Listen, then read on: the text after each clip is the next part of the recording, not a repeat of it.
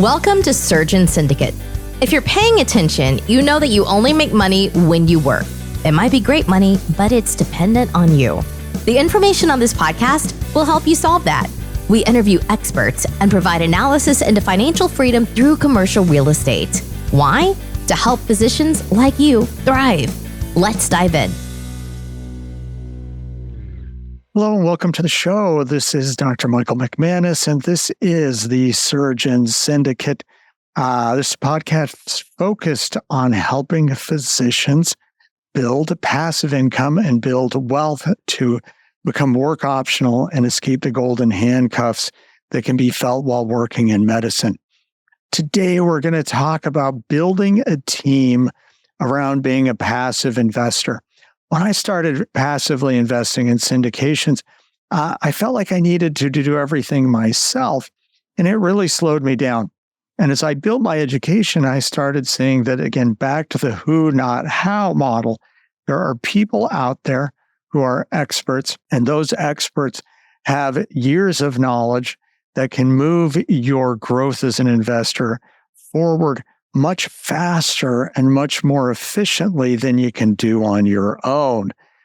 Even in the world of passively investing, if you're managing your own deals, if you're buying small apartments and doing that work yourself and finding these deals, if you're not actively managing them as the person who finds tenants and pays the bills, the IRS is going to see that as passive income, even if you put a lot of work into finding your deals, underwriting your deals, and finding financing.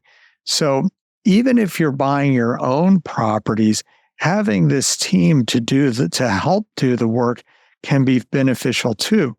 If you're investing only passively in syndications, the team is also helpful because the team are going to be the people who help you, especially in the beginning, grow and understand and make better investments and avoid mistakes, and also capture the maximum benefit from the investment that you're making. So on this, I'm going to talk about the people that I see as being the 5 most important people to be on your team. And that's going to be kind of your quarterback or your strategic advisor.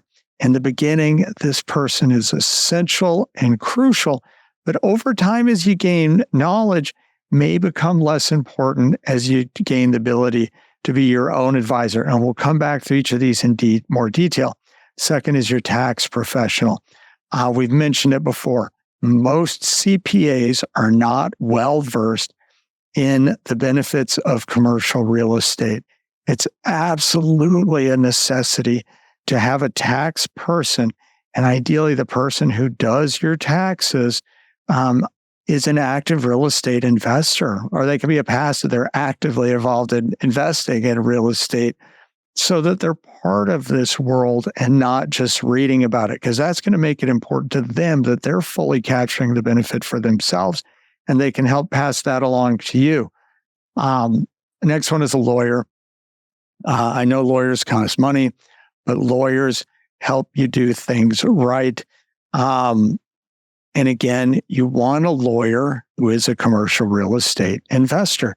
This needs to be something that's near and dear to their heart, and some of them will specialize in this and nothing else. That's the best type to have. They may charge more per hour, but often they are more efficient. And so your cost is going to be less with somebody who knows what they're doing specifically than somebody who's more of a generalist. The next one is a self-directed IRA. If you're going to invest in real estate and you want to use some of your retirement money, and a lot of us as docs, if we didn't start doing this early, have a lot of money tied up in tax-deferred accounts. Finding somebody who specializes in self-directed IRAs, and these are often companies that do just self-directed IRAs. Here in the coming months, we will have some of those people on the show. What they do is they assure that your self-directed IRA can be used for real estate.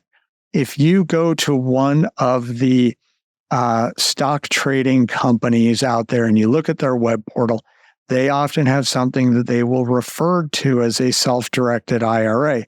If you go and get a self-directed IRA with Schwab or TD Ameritrade or any of these other companies, it will most likely be very difficult for you to invest in syndications because those syndicators will have to be on their list of approved entities.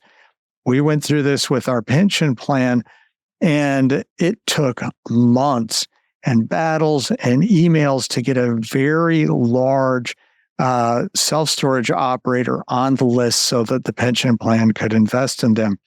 So the point is, they're really more of a stock company, but there are companies out there that just do self-directed IRAs.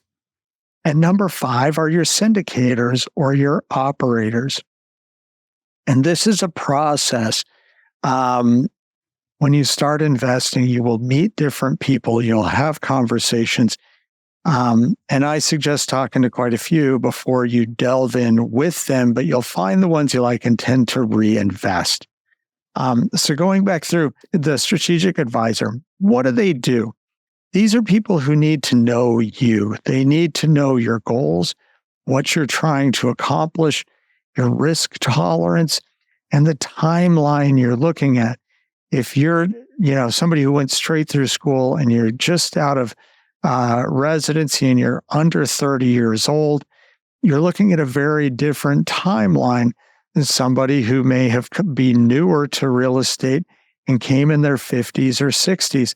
That time horizon makes a difference. Also, what are you trying to accomplish? Are you trying to build your wealth? If you have an active job right now and you're making plenty of money and your goal is building wealth for the future for retirement, you may not need this outflow of cash that somebody who's getting close to retirement wants. And that will affect a lot of investments in what you're investing in. Some syndicators may only pay quarterly payments. Others may pay monthly. Does that matter? It really depends on your situation, and that's part of understanding it. If you're only getting quarterly payments, but you have multiple investments that pay out at different times, or you have enough money in the bank, does that matter if it's per quarter or per month? It typically is a little harder to manage if you only get yearly distributions. It also depends on what you're going to invest in. If you're investing in things that are land entitlement deals can be magnificent investments, but they don't provide cash flow. They typically are taking a property, buying the property, putting it through the entitlement process, which costs money and time, and then selling it to somebody who's going to use it more. So I could be buying a piece of vacant land, taking care of all the regulatory and planning, and then selling it to somebody else who builds a strip mall or builds a hotel or builds apartments on it. There's no cash flow in between. All the money comes at the end. So if you don't need that money cash flowing out, it can be a great return. But if you're looking for monthly cash flow in retirement, not such a great approach. And this is where having somebody who knows you and can talk to you about your goals is helpful. Who is that person? Where do you find them? This can be somebody who's already a passive investor, is very experienced and has been down that road. It can be some of the other professionals can act in that same role. Be it your accountant or tax advisor, can help you understand where to go if they have that broad knowledge. So can your legal professional help you understand those things more if they have that knowledge to help you do it? It may actually be as you talk to operators, some of the operators out there can help walk you through why or why not you may want to invest with them. And as you develop friendships with them and longer term relationships, you could have a multifamily operator who says, maybe you should look at investing in these land entitlement deals from the people that we use to build new apartments. The other one is finding a paid advisor. The great thing about paid advisors or coaches is when you're talking to them, it's supposed to be all about you. You're not trading value here. You're trading dollars for their expertise. Sometimes good advisors can look expensive, but it can make a huge difference in not making mistakes, especially early on. There are also places like masterminds where you're meeting, there's typically a coach or an advisor who oversees the whole thing, but then you get the group knowledge and you get to hear the questions of other people that open your mind up to things you may never have thought about yourself. So your tax professional. There are tax professionals out there who focus on commercial real estate. It is what they do. They typically invest in it themselves. And these are the people who really know and understand how to guide you through the process from a tax perspective. On when you buy things, when you get out of them, what type of things to look at. If you're only investing in syndications, they can look at other ways to have tax advantaged income. They can also guide you on when you're considering syndications to invest in. Are the operators sharing with you the tax benefits or maximizing the tax benefits, and help you understand if that's a good investment? The legal professional or lawyers, this is having somebody to review contracts. A lot of these syndication agreements can be very confusing early on. You have to have a lawyer. Does everybody use a lawyer? No, but if you've never read these contracts, and even if you have, spending the money to have a lawyer who knows syndication. Again, it may be a syndication lawyer. Some syndication lawyers who build syndications are very expensive, but there's no harm in asking, can you look at this contract? If nothing else, it should be a lawyer who knows commercial real estate, invests in commercial real estate, or is part of that process, so they understand the world that you're operating in. What this does is, one, it helps you from making mistakes. It helps you understand some of the risks that may be in the contract outside of the deal itself. A lot of people complain about lawyers, but I have very rarely felt bad about money I spent on good legal advice. So I think this is very important. And back to the self-directed IRA provider. This was something that I was well into real estate before I knew these guys existed. It was actually, I was at a real estate conference. As I said before, I thought there was really no difference between all self-directed IRAs. Even the ones that are operated by the stock investment companies. It wasn't until later that I learned there are people who specialize in companies who specialize in putting either your personal real estate investments or your syndications in a self-directed IRA.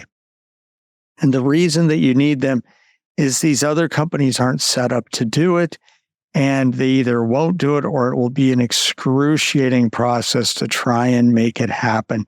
And therefore, you need somebody who that's what they do. And the final part, as we talked about, are your syndicators or operators. One way that I found that I really liked finding new syndicators and good syndicators is, as you talk to syndicators, ask who else would they recommend investing with, because it's not that big of a world out there. And if you hear a name a few times, now with the big operators, they have a nationwide presence. If not a nationwide presence, they have a nationwide reputation. Smaller operators may not have that. Do smaller operators necessarily bad? No, often some of the smaller operators may bring you better returns, but you might not hear about them from somebody in another city. You can also ask your attorneys, your accountants, all those people in finding quality operators. Commercial construction companies are the ones out there doing the work. On the people who have a good reputation. Now, as you start to build this team and build this network, you're going to find it easier to find these referrals and get to know people. In the beginning, it can feel difficult, but that's part of the growing pains of the beginning is getting out and asking people and asking the questions and not being afraid to look dumb. Because in the beginning, you don't know anything. So you have to start asking questions, and people will give you answers and information outside of your questions that you didn't even know you needed to know.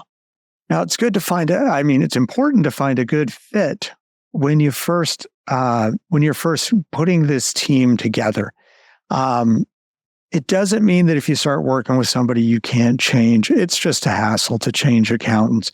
But if they're not a good fit, then it's time to change. But in the beginning, think about it like hiring employees. If you're a doctor, hiring a PA, hiring a nurse, you interview people beforehand. They're used to being interviewed. They're used to talking to people about what they do. It's okay to schedule a meeting and interview an accountant or a lawyer and talk to multiple accountants and lawyers. Again, as you talk to multiple people, they're going to tell you things that will be questions you should have asked that maybe you didn't know to ask. And you can add those to your list of things to ask. As you start to narrow down your team, you can also ask, you find an accountant you like and is well referred. You can ask them about the lawyer. If there's other people you're going to put on your team, ask the people who are already on the team, do you know this person? Can you give them a good referral? Because part of this, as you put this team together, they're not siloed. You would like to have the ability that if there is something that needs coordinated between a lawyer and an accountant, that your lawyer and your accountant can work well together to figure stuff out, whether you're there and part of that or not, or that if your advisor thinks something's a good idea, that they can mesh with your accountant or your lawyer, and that this can truly be a team and that you're quarterbacking the team. So to wrap this up, just because you're not running a big program and you're investing passively, it's still important to have a quality team around you to help you succeed. Spend the time, spend the effort, put together a great team. It's going to be worth the effort and it's going to pay dividends in the future. So thank you so much again for joining us today. I hope this show has been of value. And again, please leave us a review, leave us a ranking. They help. If there are things that you want to know about that we haven't discussed, let us know so we can get those included on the show. I'll see you next time here on the Surgeon Syndicate. This has been an episode of Surgeon Syndicate. If you got value from this episode, you know other surgeons are hungry to become job optional, and you can help them by sharing this content today. Schedule a call and we can make a plan. Looking forward to having you with me on the next episode.